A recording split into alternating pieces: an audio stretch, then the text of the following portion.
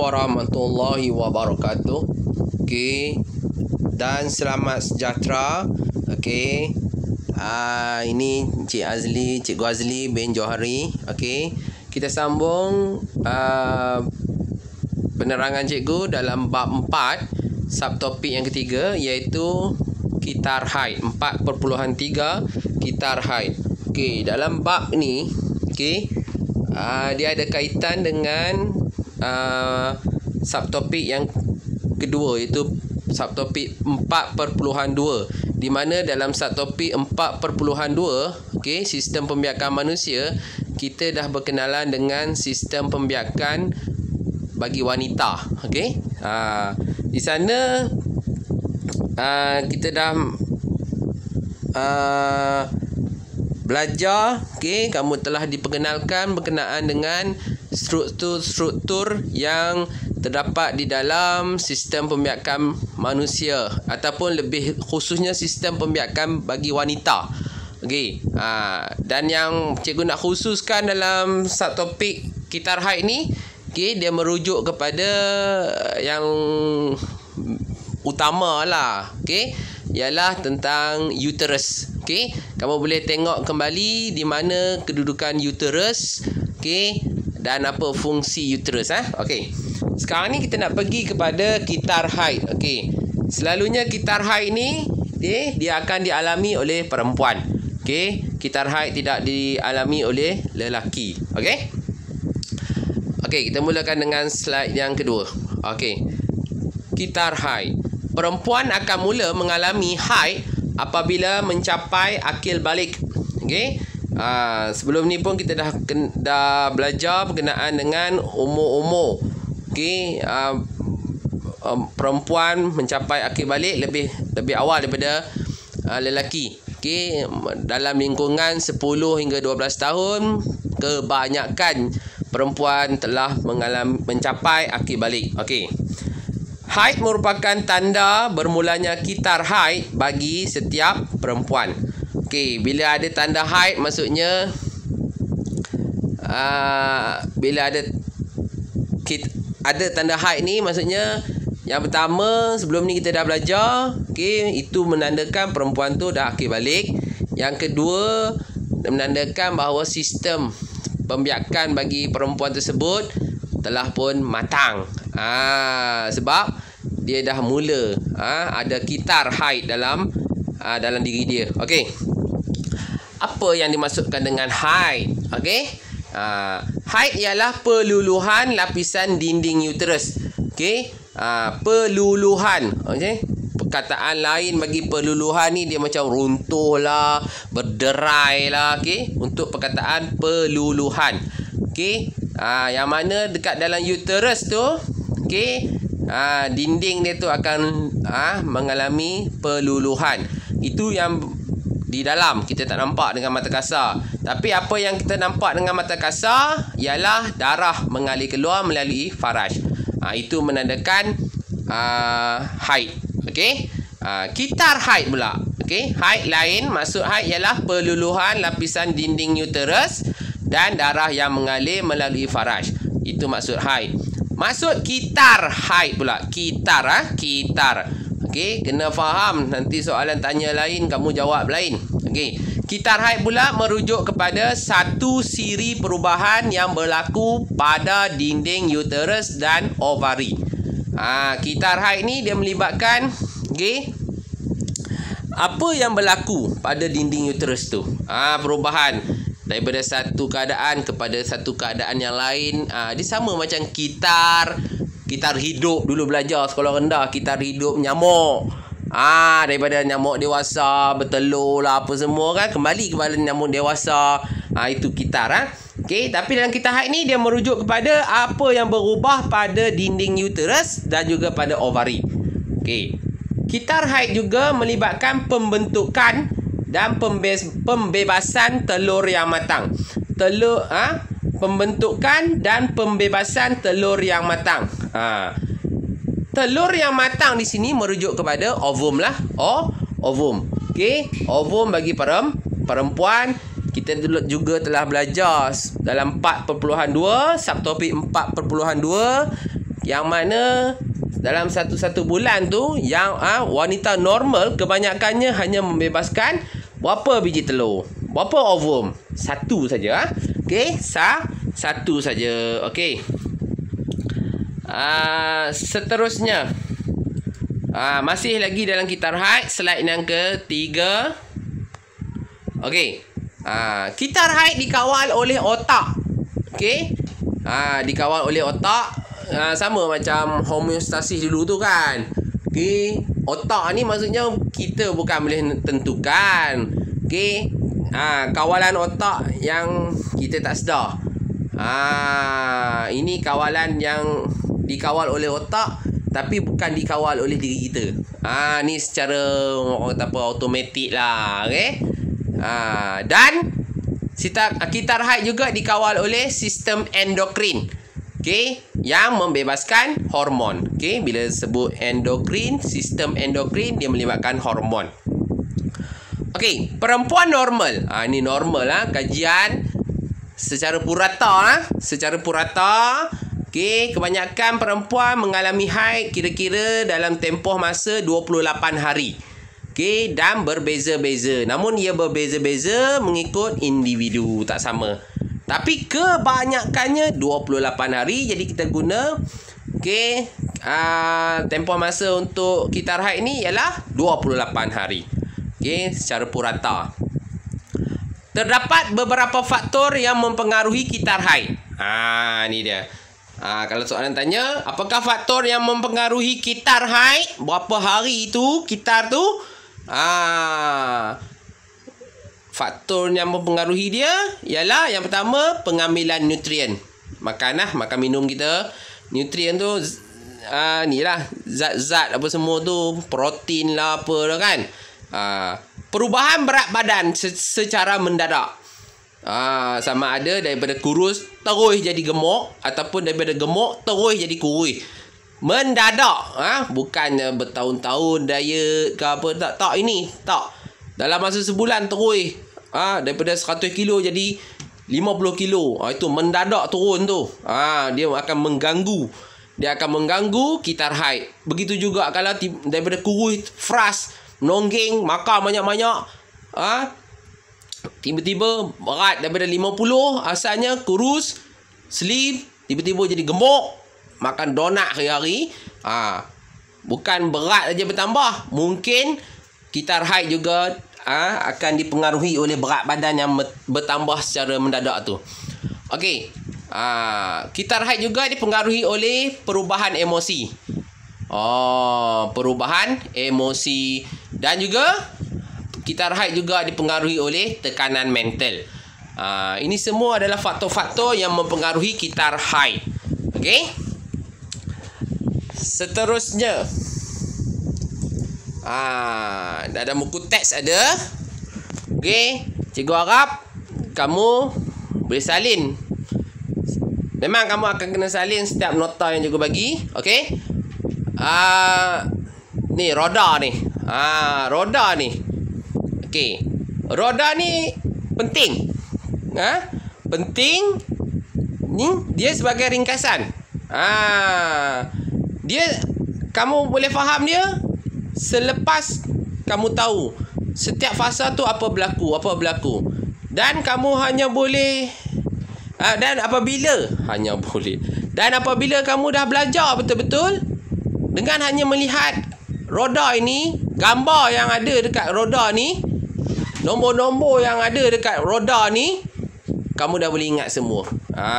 Percaya cakap cikgu. Okey. Ini last. Okey, kamu bila tengok je roda ni, kamu akan faham. Okey. Sebab kita kena tengok dulu apa yang dimaksudkan dengan empat fasa ni. Apa yang dimaksudkan dengan nombor-nombor tu? Apa yang dimaksudkan dengan gambar warna merah-merah tu? Okey, nanti kamu tengok balik. Okey, fasa yang pertama. Okey. Haid ni dia ada, kitar haid ni dia ada 4 fasa kan. Ini fasa yang pertama, fasa haid, iaitu hari yang pertama hingga kelima. Boleh rujuk pada roda yang tadi tu. Okey, gambar dia pula, kamu tengok gambar macam ada gambar meleleh tu kan. Itu menggambarkan bahawa darah tu. Yang merah tu mewakili darah. Okey. Mewakili darah. Okey, lapisan dinding uterus, salur darah dan ovum yang tidak tersenyawa terluluh dan disingkirkan apabila haid bermula. Ini yang berlaku pada hari pertama hinggalah hari yang kelima. Okey, perkiraan hari bermula apabila hari perempuan tersebut mula mengalami tanda darah keluar daripada faras dia. Itu menandakan hari pertama haid. Dan selalunya, okey, perempuan dia kena ada kalender, dia kena tanda. Contoh macam kata kalau hari ni hari 15 bulan 5. Betul kita. Cikgu lupa lah. Hari ni berapa? Hari ni cikgu buat video ni 30. Hari ni 30 hari bulan 5. Okey, hari ni perempuan tu ada keluar darah. Maksudnya dia tanda kat kalender tu walaupun 30 hari bulan 5 tapi dia tanda 1. Maksudnya hari ni adalah hari pertama dia datang haid. Okey. Jadi apa yang berlaku? Rujuk pada dinding uterus tu. Okey. Dinding uterus akan terurai dan keluar sebagai darah. Okey? Boleh Okey. Yang kedua, selepas semua lapisan darah yang ada dekat dinding uterus tu, okey, terurai dan keluar darah. Okey, sehingga tak ada darah lagi. Okey, iaitu mungkin hari yang ke-6. Okey. Pada hari yang ke-6 ni selalunya perempuan yang normal dah boleh solat dah. Hari yang pertama sampai yang ke-5 tu perempuan tak boleh solat lah kalau orang Islam. Okey, jadi pada hari yang ke-6 sampai hari ke-11 ni dinamakan fasa pemulihan. Okey, fasa pemulihan. Yang mana jika pada sebelum ni dinding uterus tu tebal tau. Tebal dengan apa? Tebal dengan saluran darah. Okey? Tapi pada fasa haid tadi semua adalah salur darah dan darah tu dah keluar. Nipis je. Pada hari yang ke-6 sampai ke-11 ni dia dinding uterus tu mengalami pemulihan. Iaitu dia akan dibina semula. Dinding tu akan dibina semula dan mula menebal sikit demi sedikit. Okey, salur darah pada dinding uterus mula terbentuk dan bersedia untuk menerima penempelan sel yang telah disenyawakan. Ini dia. Selepas dah orang kata apa? Selepas dah habis fasa haid, okey, potensi untuk seorang wanita yang telah berkahwin itu mengandung hamil, okey, ada potensi dia. Bukan tak ada. Sebab pada waktu ni salur darah dah mula terbentuk. Jika ada ovum yang telah disenyawakan oleh sperma, dia boleh menempel pada dinding uterus. Okey. Itu fasa kedua. Fasa kedua iaitu fasa pemulihan. Okey. Kalau kita tengok lapisan warna merah tu mewakili saluran darah tu, dia sikit. Dia nipis. Sebab dia baru nak terbentuk. Okey. Pada hari ke-6 hingga ke-11. Okey. Lepas tu fasa subuh. Fasa subuh. Okey. Fasa subuh pula. Fasa subuh adalah pada hari yang ke-12 hinggalah hari yang ke-17. Yang mana pada waktu ni terdapat satu istilah penting yang kamu harus tahu, iaitu istilahnya pengovulan. Pengovulan. Okey, ada gambar, ada tulis kat situ kan. Okey, pengovulan ni selalunya berlaku pada hari yang ke-14. Jika soalan tanya, apakah yang berlaku pada hari ke-14 dalam kitar haid? Jawapan dia ialah pengovulan. Pengovulan ni ialah proses ovum dibebaskan daripada ovari. Kalau ditanya kepada kamu, apa maksud pengovulan? Ovum, jawapannya jika ditanya kepada kamu, apa yang dimaksudkan dengan pengovulan? Jawapan kamu ialah ovum dibebaskan daripada ovari. Itu dia. Bila berlaku pengovulan? Hari ke-14 dalam fasa subuh. Yang mana pada fasa subuh ni dinding uterus yang sebelum ni mula dibina akan terus dibina. Termasuk juga pada fasa subuh.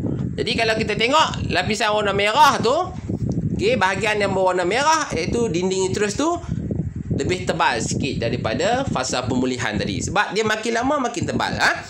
Dan jika ada sperma, persenyawaan mungkin berlaku. Sebab apa? Ovum waktu ni keluar. Kena ingat. Dan ni fasa ke berapa fasa subuh ni? Fasa ke-3. Last sekali, fasa yang keempat iaitu fasa pra-haid. Pada fasa pra-haid ni, dia adalah pada hari ke-18 hinggalah hari ke-28. Pada waktu ni, lapisan dinding uterus akan terus menebal dan dia kaya dengan salur darah. Jika berlaku persenyawaan, penempelan embrio akan terjadi di dinding uterus. Embrio akan menempel, melekat. Menempel ni macam melekat lah. Dekat dinding uterus. Dekat bahagian yang berwarna merah tu. Kitar haid akan berulang sekiranya persenyawaan tidak berlaku. Jika tak ada sperma masuk, ovum tadi pun tak akan disenyawakan. Dan bila tak ada persenyawaan, embrio tu tak terhasil lah.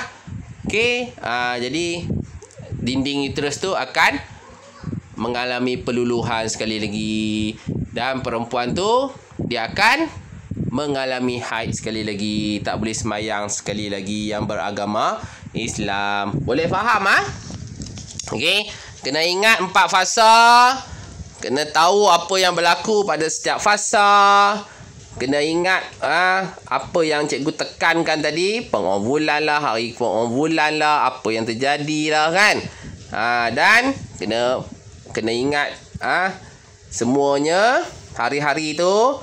Bila dah ingat hari-hari tu, faham semua dengan merujuk kepada roda tadi, yang bulatan tadi, kamu dah boleh ingat semuanya untuk study. Seterusnya kita akan pergi kepada kepentingan mengurus kebersihan diri semasa haid. Ni banyak kali ditekankan dalam banyak subjek pun ada. PJPK lah, pendidikan Islam lah, moral. Tak apa, kita ulang balik. Penjagaan kebersihan diri semasa haid adalah sangat penting bagi memastikan sistem pembiakan tidak dijangkiti oleh mikroorganisma seperti bakteria, virus dan kulat. Sebab apa tu, yalah, bahagian sistem pembiakan ni kita kena jaga betul. Jadi kena pastikan penjagaan kebersihan amat dititik beratkan.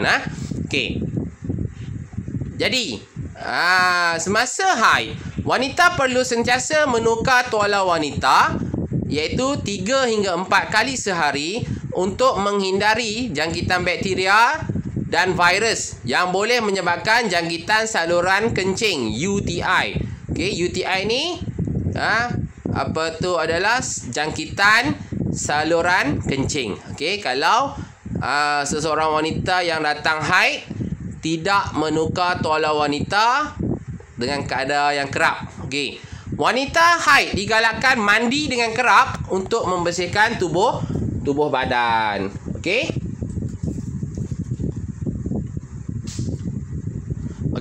Itu dia. Seterusnya, masalah kitar haid. Kitar haid yang tidak stabil merujuk kepada wanita itu tidak mengalami haid pada setiap bulan. Kitar haid yang terlalu panjang atau terlalu pendek, dan fasa haid melebihi 15 hari. Okey. Kitar haid yang kitar haid yang tidak stabil ni merujuk kepada seseorang wanita tu dia tak alami haid pada setiap bulan. 28 hari lepas dia hari pertama datang haid tu, okey, 28 tak datang-datang. 30 tak datang-datang. 60 hari pun tak datang-datang lagi. Lambat. Okey. Bulan ni dia datang haid. Tengok-tengok tu 2 bulan lagi pula dia datang. Itu bukan perkara yang normal, bukan perkara yang tak perempuan kena ambil tahu. Kena ambil tahu dan kena ambil berat. Mungkin ada masalah. Okey, ataupun dia datang haid tapi kitar haid dia terlalu panjang. Macam cikgu cakap tadi. Orang normal 28 hari, dia mungkin 35 ke. Macam tu. Panjang sikit lah. Kalau yang point ke atas tu panjang sangat. Wanita tidak mengalami haid pada setiap bulan, itu panjang sangat. Yang ni datang tapi lambat. Ataupun dia datang tapi pendek. Selalunya normal 28 hari baru datang balik haid. Ini tidak. Lepas katalah 12 hari haid balik. Tak boleh solat balik, keluar darah balik. Habis je 12 hari datang lagi. Itu bukannya normal. Bukan seronok-seronok nak cuti solat, cuti puasa. Tidak. Kena check. Ataupun fasa haid yang melebihi 15 hari. Fasa haid. Kena faham. Yang tadi kitar. Ini fasa haid. Maksudnya darah keluar lebih daripada 15 hari. Yang normal 5 hari. Ada orang 8 hari. Okey, itu normal. Tapi ini terlampau lama. Darah keluar. Tiap-tiap hari keluar darah. Kena pakai pad lama. Okey. Itu dia. Masalah ini mungkin disebabkan oleh beberapa faktor. Seperti pertambahan berat badan, masalah hormon, gangguan emosi, senaman yang berlebihan, dan juga boleh disebabkan oleh ketumbuhan di dalam rahim, kanser. Okey. Cikgu rasa cukuplah untuk topik yang ketiga ni, itu kitar haid. Okey. Kalau kamu tak faham, kamu boleh tanya pada mak kamu, kakak kamu, okey, ataupun kamu boleh rujuk kembali video cikgu ni, boleh lihat berkali-kali. Okey, sekian pada cikgu. Assalamualaikum warahmatullahi wabarakatuh dan selamat sejahtera.